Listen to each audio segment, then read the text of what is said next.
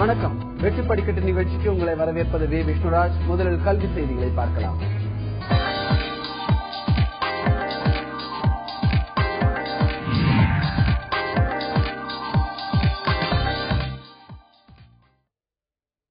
CBSE 10 மற்றும் 12ஆம் வகுப்பு பொதுத் தேர்வுகளுக்கான ஹால் டிக்கெட்டுகள் பிப்ரவரி முதல் வாரத்தில் இணையதளத்தில் வெளியிடப்பட உள்ளது. சிபிஎஸ்இ 10 மற்றும் 12ஆம் வகுப்புகளுக்கான தேர்வு வரும் மார்ச் 1ஆம் தேதி தொடங்குகிறது. இந்த ஆண்டு நாடு முழுவதும் 22,65,000 மாணவர்கள் தேர்வு எழுத உள்ளனர். தேர்வுக்கான ஹால் டிக்கெட் வரும் பிப்ரவரி முதல் வாரத்தில் சிபிஎஸ்இ இணையதளத்தில் வெளியிடப்பட உள்ளது. இணையதளத்திலிருந்து மாணவர்கள் பதிவிறக்கம் செய்து கொள்ளலாம். ஹால் டிக்கெட்டில் தவறுகள் இருக்கும் பட்சத்தில் அது குறித்து பள்ளி முதல்வரிடம் தெரிவிக்க வேண்டும். பள்ளி முதல்வர்கள் ஆன்லைனில் திருத்தம் செய்து ஹால் டிக்கெட் வழங்குவார்கள்.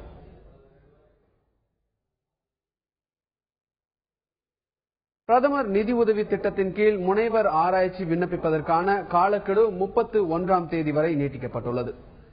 அறிவியல், தொழில்நுட்பம், பொறியியல், விவசாயம், மருத்துவம் ஆகிய துறைகளில் முனைவர் ஆராய்ச்சி மேற்கொள்வோர் விண்ணப்பிக்கலாம். அங்கீகரிக்கப்பட்ட பல்கலைக்கழகம் அல்லது ஆராய்ச்சி மையம் அல்லது கல்வி மையத்தில் 2012ஆம் ஆண்டு டிசம்பர் முதல் 2013ஆம் ஆண்டு டிசம்பர் 31ஆம் தேதிக்குள் முனைவர் ஆராய்ச்சிக்காக பதிவு செய்தவர்கள் விண்ணப்பிக்க தகுதி உள்ளவர்கள் ஆவர். தொழிலகங்களுடன் இணைந்து முனைவர் ஆராய்ச்சி செய்பவர்கள் விண்ணப்பம் செய்யலாம். 31ஆம் தேதிக்குள் பிரதமர் ஃபெலோஷிப் திட்டத்தின் இணையதளத்தின் வழியே விண்ணப்பிக்க வேண்டும்.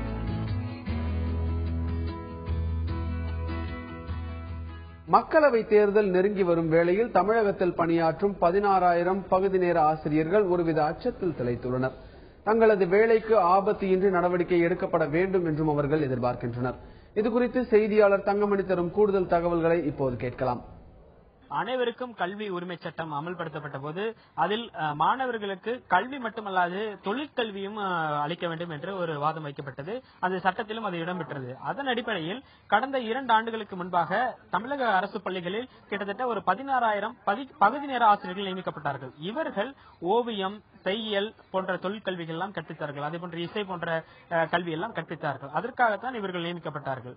ஆனால் இவர்களது திட்டம் என்பது 65% மத்திய அரசு பங்கீடும் 35% மாநில அரசு பங்கீடும் சேர்த்து கிட்டத்தட்ட இவர்களுக்கு மாதம் 5,000 ரூபாய் சம்பளம் வழங்கப்படுகிறது.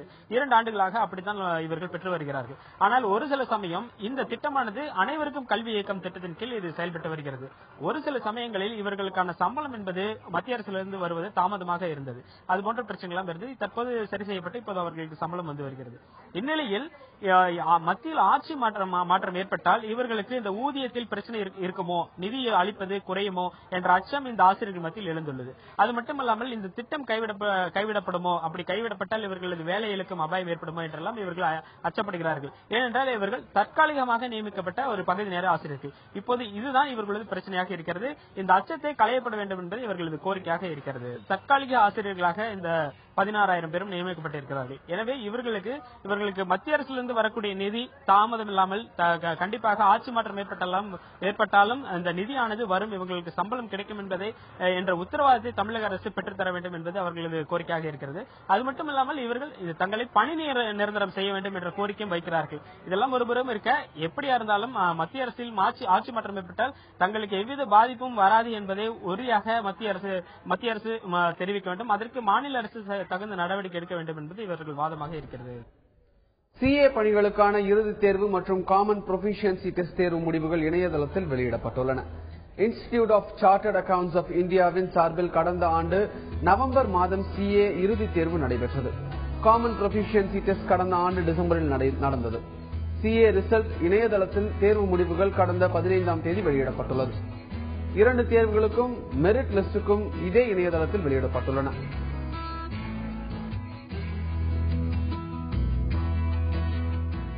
இன்றைய பொது அறிவு கேள்விகளை இப்போது பார்க்கலாம். கேள்வி 1. உலக சினிமா படைப்புகளுக்கான ஆஸ்கர் விருது வழங்கும் விழா எத்தனையாவது ஆண்டாக நடைபெற உள்ளது? கேள்வி 2. நாட்டிலேயே முதன்முறையாக மீன்களுக்கான மருத்துவமனை எங்கு அமைக்கப்பட உள்ளது? கேள்வி 3. சூரியனுக்கு அருகில் உள்ள நட்சத்திரத்தின் பெயர் என்ன? இதற்கான விடைகளை சிறிது நேரம் கழித்து பார்க்கலாம்.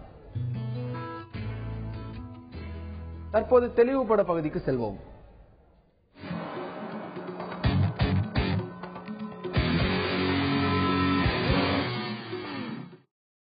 இன்றைய தெளிவு பட பகுதியில் 10ஆம் வகுப்பு அறிவியல் தேர்வில் அதிக மதிப்பெண் பெறுவது குறித்து விவாதிக்க உள்ளோம்.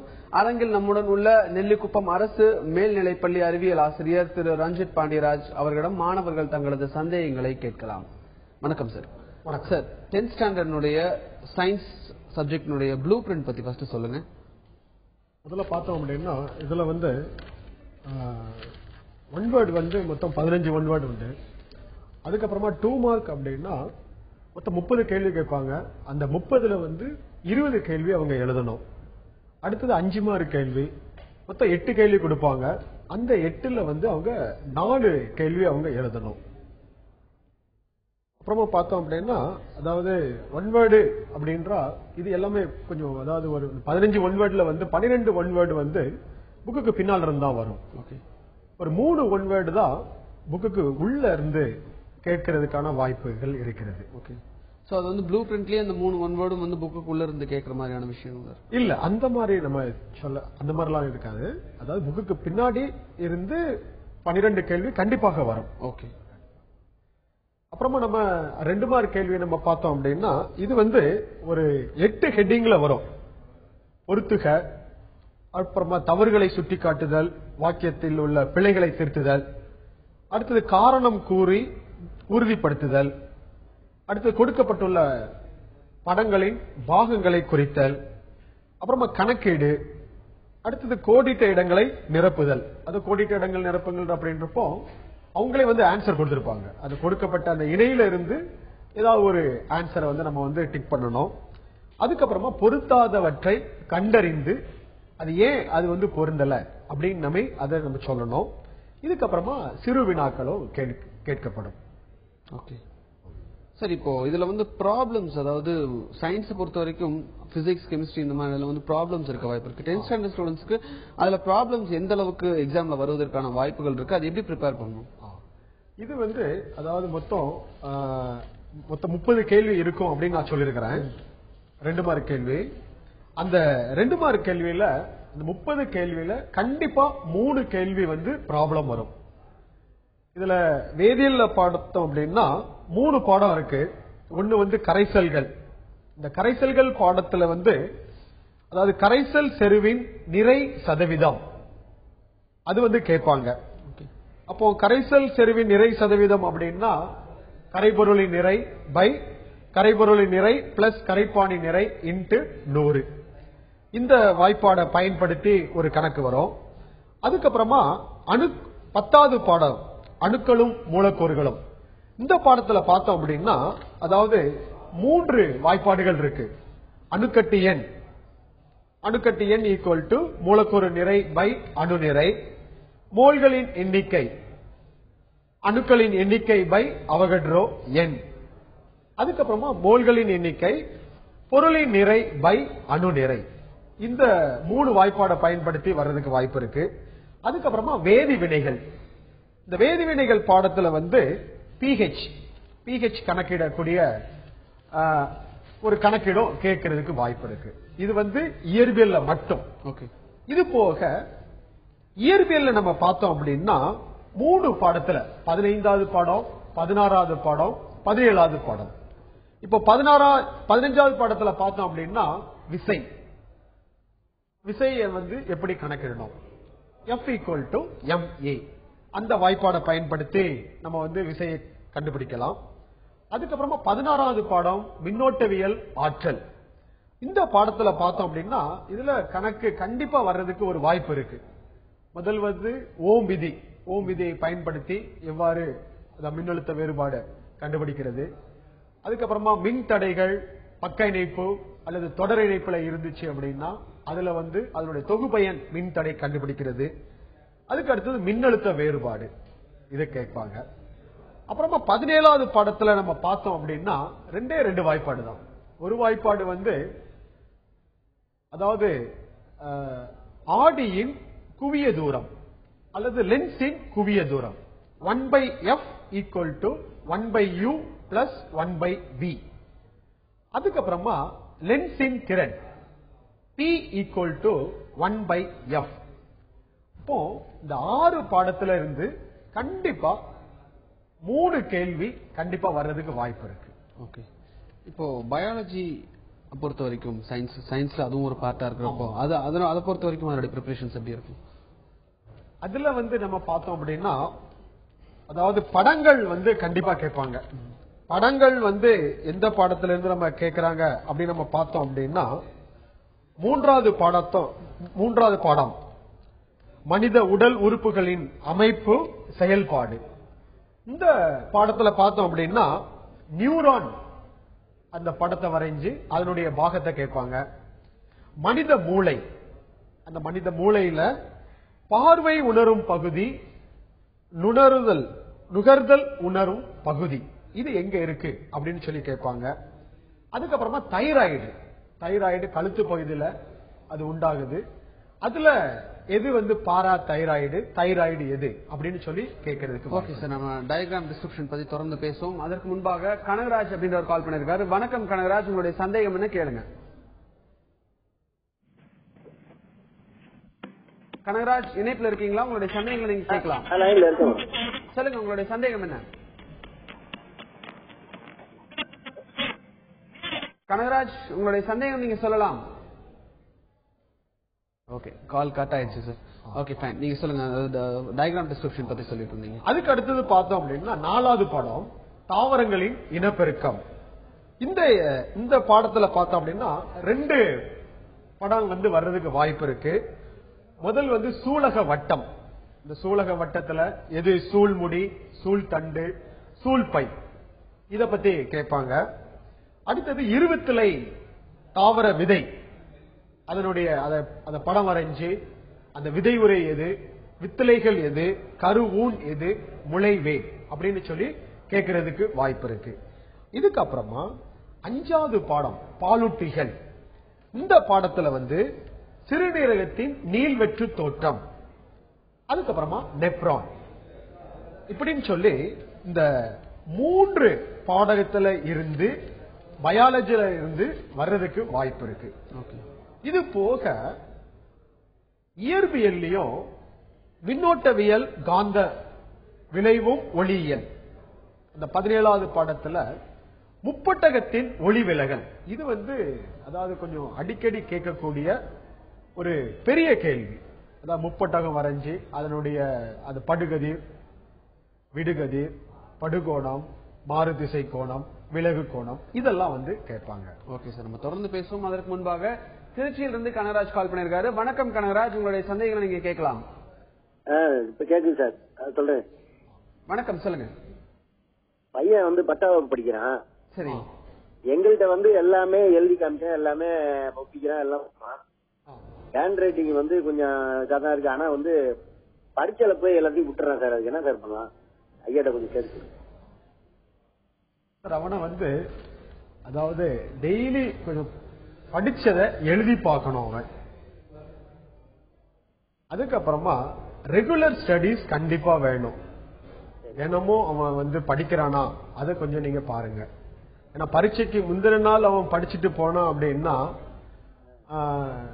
சரியா எழுத முடியாது. அதனால டெய்லி படிக்கணும். அடுத்து படிச்சதை அவன் எழுதி பார்க்கணும். தொடர்ந்து அந்த ரிவிஷன் இருந்துகிட்டே இருக்கணும். ஆமா. இப்போ பிசிக்ஸ், அதாவது சயின்ஸ் 10th ஸ்டாண்டர்ட் சயின்ஸ் போட்டுக்கிட்டா பிசிக்ஸ், கெமிஸ்ட்ரி அண்ட் பயாலஜி இருக்கு இல்லைங்களா? சோ பிசிக்ஸ்ல தியரி பார்ட் ப்ரிப்பரேஷன் எப்படி பண்ணணும்? பிசிக்ஸ்ல பிசிக்ஸ் மட்டும் பார்த்தோம் அப்படின்னா மொத்தம் தொடர்ந்து பேசுவோம். அதற்கு முன்பாக திருவாரூர்ல இருந்து ஒரு காலர் வந்திருக்காங்க, ஜெயந்தி. வணக்கம் ஜெயந்தி, உங்களுடைய சந்தேகம் என்ன சொல்லுங்க. வணக்கங்க. என் பொண்ணு 10th ஸ்டாண்டர்ட் படிக்குதுங்க. அவங்களுக்கு படிக்கிறதுல இன்டீரியர் எல்லாமே, அதாவது உங்களுக்கு புக் பேக் எல்லாமே நல்லா தரவா படிச்சிருக்காங்க. ஆனா இன்டீரியர்ல இருந்து நிறைய வரும் அப்படின்ற மாதிரி சொல்றாங்க. அது எப்படின்றது தெரியல. இன்டீரியர்ல இருந்து எவ்வளவு மார்க் கேட்பாங்க என்னன்றது எனக்கு புரியல. 90 மார்க்குக்கு மேல எடுத்துறாங்க. ஆனா ஃபுல்லா கவர் பண்ண முடியல, மார்க் ஃபுல்லா எடுக்க முடியலங்க. அதாவது ஒன்வேர்டை பொறுத்தவரை நான் சொன்ன மாதிரி 3 மார்க் உள்ள இருந்து தான் வரும். அதே போல 2 மார்க் கேள்வியில பார்த்தோம் அப்படின்னா 5 அல்லனா 6 கேள்வி, மொத்தம் 30ல 5 அல்லது 6 கேள்வி உள்ள இருந்து வர்றதுக்கு வாய்ப்பு இருக்கு. இப்போ 2வது பாடம் எடுத்தோம் அப்படின்னா நோய் தடைக்காப்பு மண்டலம். இதுல வைட்டமின் குறைபாடுல ஏற்படக்கூடிய நோய்கள் அது குறித்து ஒரு அட்டவணை இருக்கு. அந்த அட்டவணையை நல்லா பாத்துக்கணும். அடுத்தது இந்தியாவில் செயல்படும் நோய் தடுப்பூசி திட்டம், வயது, அந்த தடுப்பூசியினுடைய பெயர், அத கொஞ்சம் நல்லா படிச்சுக்கணும். 3வது பாடத்துல ஹார்மோன் செயல்கள், அதனுடைய கோளாறுகள், இது கொஞ்சம் நல்லா பாத்துக்கணும். அதுக்கப்புறமா அதாவது 4வது பாடத்துல பார்த்தோம் அப்படின்னா சதைப்பற்றுள்ள கனி, உலர் வெடிக்கனி, உலர் வெடியா கனி, பிளவு கனி, இவைகளுடைய வகைகள், விளக்கங்கள். ஓகே சார், நம்ம தொடர்ந்து பேசுவோம். இந்த கேள்விக்கும் அதாவது தொடர்ந்து நம்ம பதில் சொல்லுவோம். அதற்கு முன்பாக ஒரு காலர் கோயம்புத்தூர்ல இருந்து வந்திருக்காங்க. தயா, வணக்கம். உங்களுடைய சந்தேகம் என்ன சொல்லுங்க. என் பையன் 10th படிக்கிறாங்க சார். வணக்கம், சொல்லுங்க. நல்லா படிப்பாங்க சார். நல்ல சயின்ஸ் மட்டும் கொஞ்சம் சரியா படம்லாம் கொஞ்சம் நல்லா அழகா வரைய தெரியலைங்க சார். அவனுக்கு நல்ல 480 490 மார்க் வாங்குவான் சார் அவன். சயின்ஸ் இந்த தடவை பாத்தீங்கன்னா 80 90 அப்படிதான் சார் வாங்கிருக்கான். பார்த்தாக்க படம் எல்லாம் அழகா வரைய மாட்டேங்கிறான் சார். சுமாரா தான் சார் வரையறான். அப்புறம் வந்து எப்படி எழுதணும் என்னன்ட்டு ஒரு இதா பயப்படுறான் சார். அவன் எப்படி எழுதணும் ஒன்னும் தெரியல அப்படின்ட்டு. ஏதாவது கொஞ்சம் சொல்லுங்க சார். என்ன நல்லா எப்படி இன்னும் நல்லா மார்க் வாங்கலாம், அவனுக்கு ஏதாவது நல்ல ஒரு ஐடியா சொல்லுங்க சார். எது எப்படி இப்படி கேட்பாங்க, இந்த மாதிரி கேட்கறதுக்கு தான் சார் போன் பண்ணேன் உங்களுக்கு. ஓகேமா, உங்களுடைய கேள்விக்கு ஒரு பதில் சொல்வார். நீங்க தொடர்ந்து நிகழ்ச்சியை பாருங்க. சொல்லுங்க சார். படம் அப்படின்னா 3 கேள்விதான் வர்றதுக்கு வாய்ப்பு இருக்கு. 30 கேள்வியில 2 மார்க் கேள்வியில 3 கேள்விதான் வர்றதுக்கு வாய்ப்பு இருக்கு. ஆனா நம்ம வந்து சென்டம் வாங்கணும் அப்படின்னா எல்லாத்துக்கும் வந்து இம்பார்ட்டன்ட் கொடுக்கணும். படம் வந்து வரைஞ்சுதான் பார்க்கணும். வரைஞ்சு அதை வந்து அந்த மார்க் எல்லாம் வந்து அதெல்லாம் கரெக்டா நல்லா பாயிண்ட் அவுட் பண்ணணும். அதுக்கப்புறமா புக்குக்கு பின்னால் இருக்கக்கூடிய கேள்வியை மட்டும் நல்லா படிச்சாலே போதும். அபவ் 95 கண்டிப்பா வந்து வாங்கிடலாம். Okay okay sir. இந்த முன்னாடி வந்த காலர் வந்து உள்ள இருந்து வரக்கூடிய கொஸ்டின்ஸ் பத்தி கேட்டிருந்தாங்க. அதை பத்தி நீங்க சொல்லிட்டு இருந்தீங்க, தொடர்ந்து சொல்லுங்க. இதுக்கப்புறமா பார்த்தோம் அப்படின்னா பாலூட்டிகள் 5வது பாடத்தம்.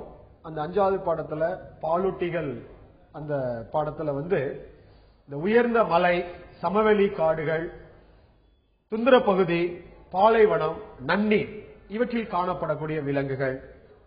அதுக்கு அடுத்தது சுற்றுச்சூழல் பாதுகாப்பு பார்த்தோம் அப்படின்னா தமிழ்நாடு தேசிய சரணாலயங்கள், வனவிலங்குகள், தேசிய பூங்கா, இவை எங்கு இருக்கிறது, அடுத்தது இவைகளில் காணப்படக்கூடிய விலங்குகள். அதுக்கப்புறமா pH மதிப்பு 11வது பாடத்துல வேதி வினைகள்.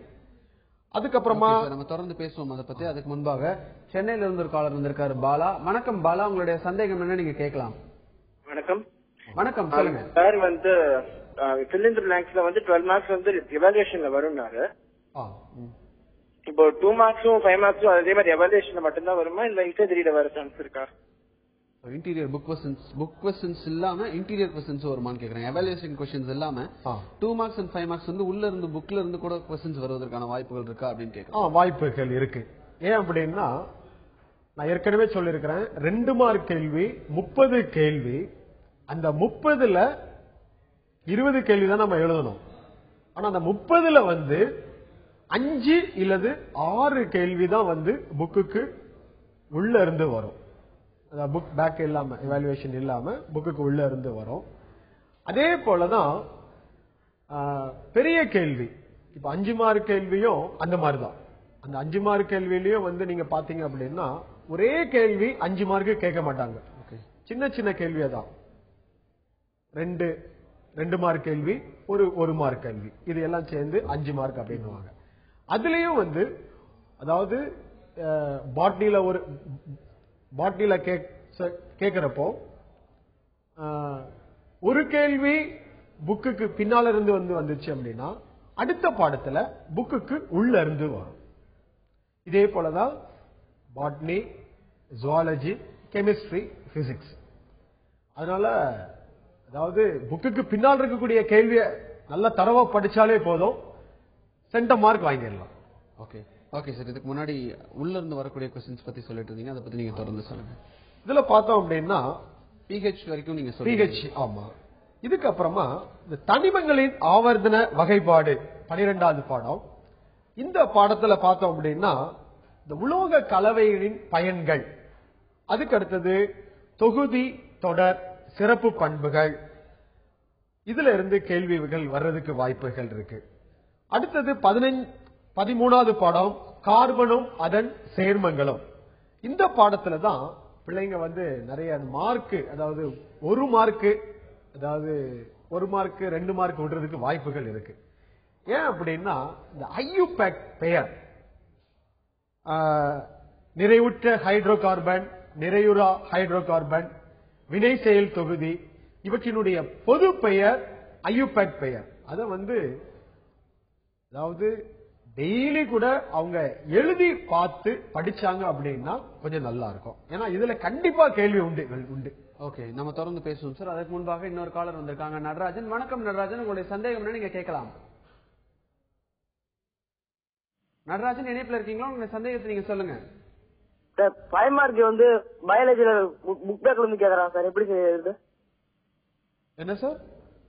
பயாலஜில 5 மார்க் क्वेश्चन புக் பேக்ல இருந்து கேக்குறாங்க சார் உள்ள. ஆமா, அதாவது பயாலஜில பாத்தீங்க அப்படின்னா ஜுவாலஜில வந்து முதல் பாடம் மரபும் பரிணாமமும், அடுத்தது 2வது பாடம் நோய் தடைக்காப்பு மண்டலம். இதுல இருந்து ஒரு கேள்வி, அதுல இருந்து ஒரு கேள்வி. இப்போ முதல் பாடத்துல புக்குக்கு பின்னால் இருந்து கேட்டாங்க அப்படின்னா அடுத்த பாடத்துல புக்குக்கு உள்ள இருந்து கேட்பாங்க. அதே போலதான் பாட்னியில தாவரங்களின் இனப்பெருக்கம், சுற்றுச்சூழல் பாதுகாப்பு, இந்த 2 பாடத்துல இருந்து ஒவ்வொரு கேள்வி வரும். ஒரு கேள்வி புக்குக்கு பின்னால் இருந்து கேட்டாங்க அப்படின்னா அடுத்த கேள்வி புக்குக்கு உள்ள இருந்து வர்றதுக்கு வாய்ப்புகள் இருக்கிறது. ஓகே சார், இவ்வளவு நேரம் 10th ஸ்டாண்டர்ட் ஸ்டூடெண்ட்ஸ் அவங்களுடைய சயின்ஸ் டெஸ்ட் எக்ஸாமுக்கு எப்படி ப்ரிப்பேர் பண்றது அப்படின்றத பத்தி சொன்னீங்க. உங்க தகவல்களுக்கு நன்றி. அடுத்தது இன்றைய பொது அறிவு கேள்விகளுக்கான விடைகளை இப்போது பார்க்கலாம். கேள்வி 1, உலக சினிமா படைப்புகளுக்கான ஆஸ்கார் விருது வழங்கும் விழா எத்தனையாவது ஆண்டாக நடைபெற உள்ளது? இதற்கான பதில் 86வது ஆஸ்கார் விருது வழங்கும் விழா மார்ச் மாதம் 2ஆம் தேதி லாஸ் ஏஞ்சலிஸ் நகரில் டால்பி திரையரங்கில் நடைபெற உள்ளது. கேள்வி 2, நாட்டிலேயே முதன்முறையாக மீன்களுக்கான மருத்துவமனை எங்கு அமைக்கப்பட உள்ளது? இதற்கான பதில் கேரள மாநிலம் கொச்சியில் மீன்களுக்கான மருத்துவமனை அமைக்கப்பட உள்ளது. 56 லட்சம் ரூபாய் மத்திய அரசின் உதவியுடன் இந்த மருத்துவமனை அமைக்கப்பட உள்ளதாக கேரளாவின் மீன்வளத்துறை சார்பில் தெரிவிக்கப்பட்டுள்ளது. கேள்வி 3, சூரியனுக்கு அருகில் உள்ள நட்சத்திரத்தின் பெயர் என்னவென்று கேட்டு வந்தோம். பிராக்சிமா சென்ச்சுரி என்ற நட்சத்திரம் சூரியனுக்கு அருகில் உள்ளது. இது சூரியனிலிருந்து 4.24 ஒளி ஆண்டுகள் தூரத்தில் உள்ளது. அடுத்தது புதிய வாய்ப்புகள் பகுதிக்கு செல்வோம்.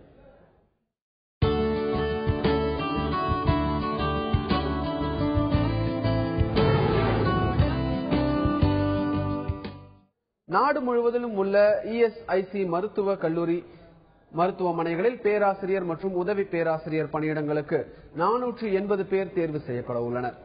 தமிழகத்தில் கோவை, கேரளாவில் பாரிப்பள்ளி, கர்நாடகாவில் குல்பர்கா, ஆந்திராவில் ஷானாத் நகர், இமாச்சலில் மாண்டி, ஹரியானாவில் ஃபரிதாபாத் ஆகிய இடங்களில் உள்ள ESIC மருத்துவ கல்லூரி மருத்துவமனையில் பேராசிரியர், உதவி பேராசிரியர் பணியிடங்களுக்கு ஆட்கள் தேர்வு செய்யப்படுகின்றனர்.